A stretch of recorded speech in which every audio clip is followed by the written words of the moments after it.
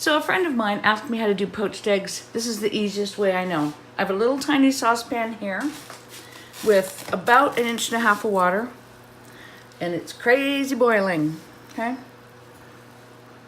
Turn the heat off.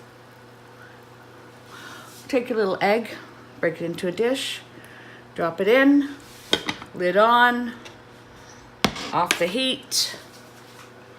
Alexa, set timer for 3 minutes. 3 minutes, starting now.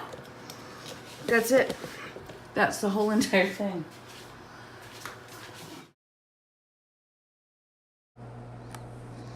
So, since I know how to speed up this video to double time, and I'm sitting here waiting for my egg to cook, I'm going to tell you.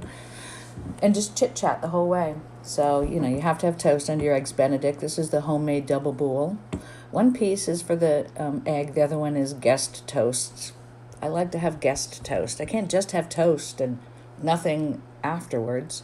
This is a smoked salmon, hot smoked salmon that I made yesterday. It's absolutely ridiculously delicious. Super juicy. Yes, it's on the blog.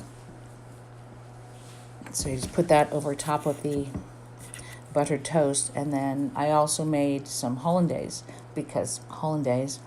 and I just take it out of the fridge, mix it up in my little container, put it in a bowl with some warm water, and just let it sit there while I'm doing everything else, and it heats up just beautifully. So now I just have to stand here and wait. This is the easiest poached egg. I think it's the easiest egg of any kind that you'll make.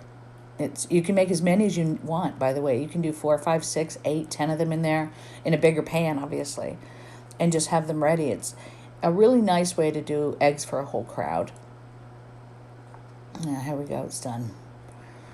So you just grab your slotted spoon or something and gently scoop it out. I've never had one stick to the bottom because that water's boiling so hard when you put it in.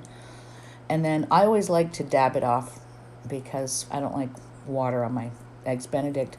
That little cloth in my hand, it's a fake paper towel. I make them out of flannel. I have about 100 of them in a pile. They're fabulous, and I prefer them to paper towels. Anyway, plunk your egg on top of the toast, and that incredible salmon. Jeez, that stuff's good. I think I prefer it to having meat. And then there's the hollandaise, sort of warmed up, and sort of drop that over top.